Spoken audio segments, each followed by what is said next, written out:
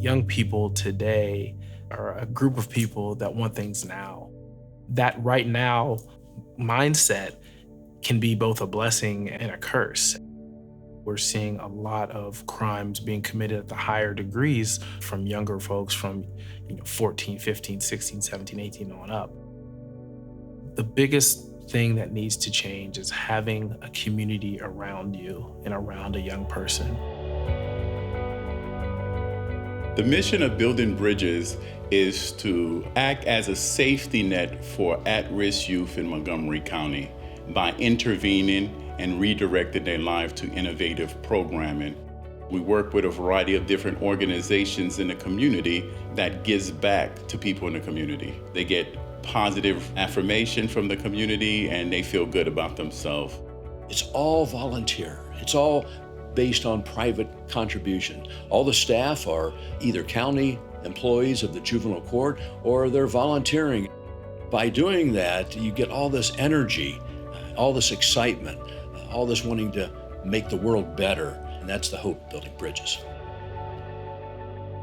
I want to say Building Bridges is a great program. I say it helped me a lot. I feel like I was a little lost before I met the program, but I feel like it gave me a clear picture of what I should be doing. Learning how to take care of myself, get myself out of bad situations, and make better choices. My mom, she raised me and my brother and my sisters by herself. My mom, she also is bipolar schizophrenic. I had no structure, I had no rules. I essentially did what I want. Building Bridges, it impacted my life by giving me a work ethic. So I'm currently still striving and doing what I have to do to make sure me and my family are financially stable, no matter what it takes. So I came from a drug environment. Both of my parents was on drugs. Started building bridges when I was like 15, and it kind of opened my eyes to life outside of like hanging around the neighborhood. I'm more of a planner now, is what I would say. I used to just think before I acted, but now I got like years, terms, loans, plans, and future I want to provide for my kids that I didn't have, or just things like that. So a lot of our inner city youth don't have anybody else. So better question is, why not Building Bridges? It literally made me a better person.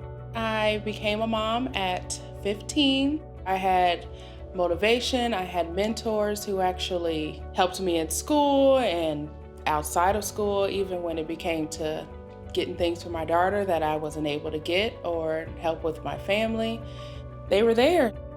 I grew up in a single family home, just my mother, who actually was an alcoholic and pretty abusive physically, verbally.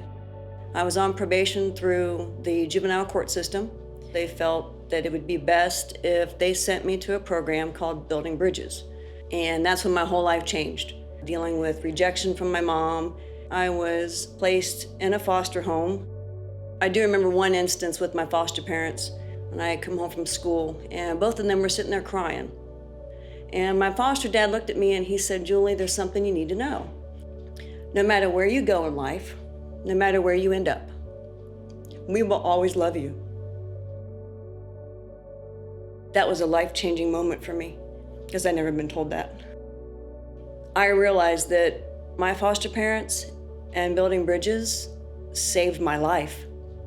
Kids can be reclaimed. We don't have to reject them. When you understand all the dynamics, sometimes you aren't asking the question, why is this kid in trouble? But how is this kid as good as they are, knowing all that they've been exposed to? When you do that, then you can feel like, I'd like to be a part of this. I could be a mentor.